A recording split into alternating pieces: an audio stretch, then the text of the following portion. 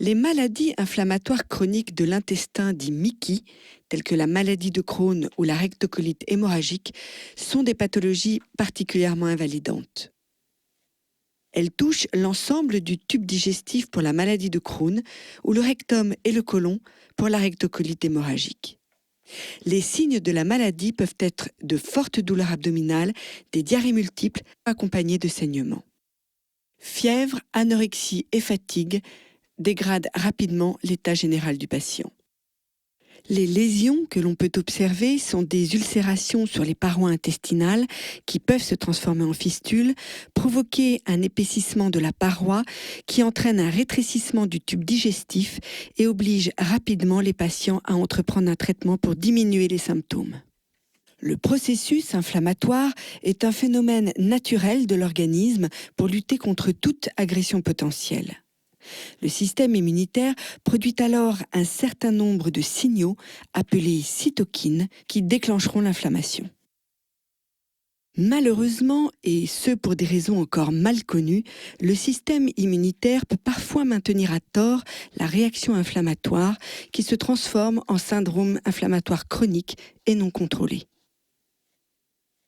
Ces signaux, appelés cytokines, agissent comme des médiateurs entre cellules et sont générés par certaines cellules du système immunitaire, notamment les lymphocytes T.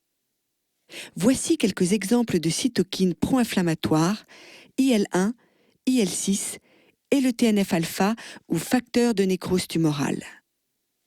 La production excessive de ces médiateurs de l'inflammation, en particulier le TNF-alpha, peut conduire rapidement à l'inflammation intestinale chronique qui entraîne la lésion des muqueuses du tube digestif.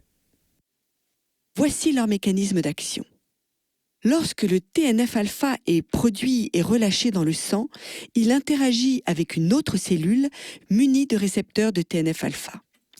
Après fixation à ces récepteurs, il va induire une surproduction des différentes cytokines pro-inflammatoires.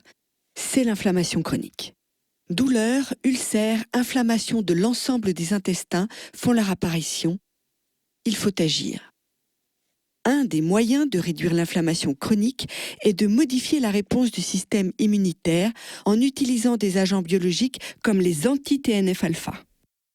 Ceux-ci font partie de la classe des immunomodulateurs capables de bloquer la production des cytokines pro-inflammatoires.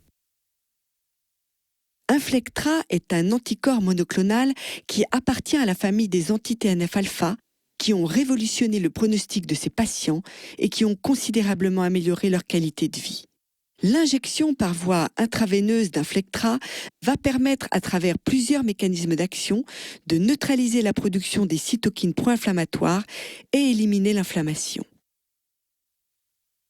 Lors du mécanisme primaire, l'agent anti-TNF-alpha Inflectra peut se fixer au TNF-alpha transmembranaire, se trouvant à la surface de la cellule inflammatoire, et va pouvoir empêcher le TNF-alpha de se fixer sur ce récepteur transmembranaire et donc inhiber le processus inflammatoire.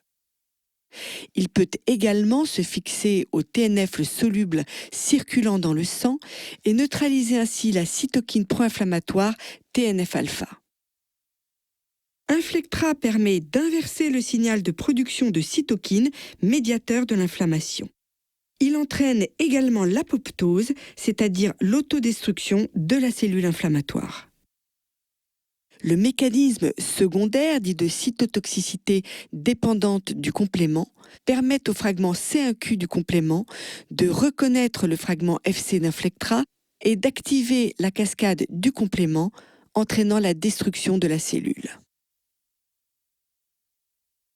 Le troisième mécanisme d'action, dit ADCC ou cytotoxicité cellulaire anticorps dépendante, est médié par des cellules effectrices comme les macrophages avec leur récepteur FCR qui va reconnaître le fragment Fc d'Inflectra et détruire la cellule inflammatoire par phagocytose.